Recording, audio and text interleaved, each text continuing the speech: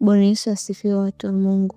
Jina langu naitwa Jacqueline, ni mmoja kati ya wanamaranatha, na ninapenda tu kushuhudia ya kwamba katika hili juma ambalo tumekuwa nalo la fasting and prayer, nimekuwa na uzoefu wa kitofauti kidogo, kwa sababu kuna vitu vingi ambavyo nimeweza kujifunza, kuna vitu vingi ambavyo nimeweza kufunuliwa kupitia vipindi mbalimbali vya maombi ambavyo tulikuwa tukiongozwa na mtumishi wa Mungu Meshak. Ni juma ambalo pia tumeweza kutembea na kile kitabu cha Zakaria 8, hasa katika ile aya ya 9. Nimekumbushwa kwamba mimi ni hodari, nimekumbushwa kwamba mimi ni wa thamani sana machoni pa Mungu. Nimekumbushwa vitu vingi sana, na nahisi kabisa kwamba kuna wakati tumewahi kuomba kwa Mungu kwamba atufanyie jambo fulani, atutendee mambo fulani makubwa ambayo tunayatamani katika maisha yetu, lakini ikawa tofauti. Haikuwa hivyo kama vile ambavyo tulitarajia. Kuna wakati tulijisikia vibaya, kuna wakati tuliumia licha ya kwamba tulikuwa waaminifu na tuliamini, lakini ikawa ni tofauti na jinsi ambavyo tulitarajia. Kwa hiyo nimefundishwa katika hili juma ya kwamba kwa chochote, kwa lolote ambalo nitakuwa nimemuomba Mungu, hata pale ambapo sitaona majibu, sitaki kukata tamaa, natakiwa kuendelea kuomba. Tena ikibidi wakati mwingine hata kwa kufunga zaidi, na nidumu kuwa hodari ili ya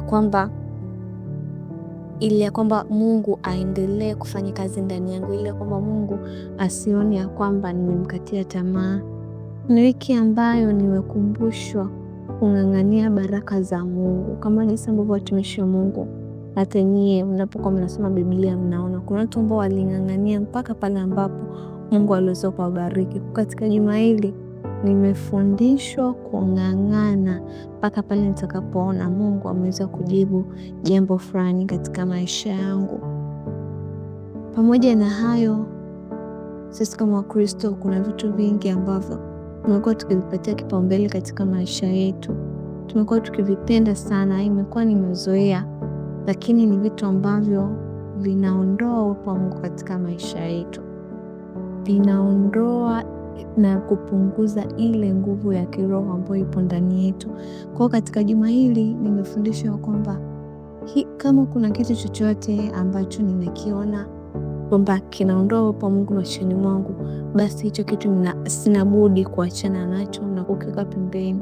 Natakiwa hicho kitu nikiondoe katika maisha yangu, ili ya kwamba naweza kuzipokea baraka ambazo zinakuwa zikizuiliwa na hicho kitu.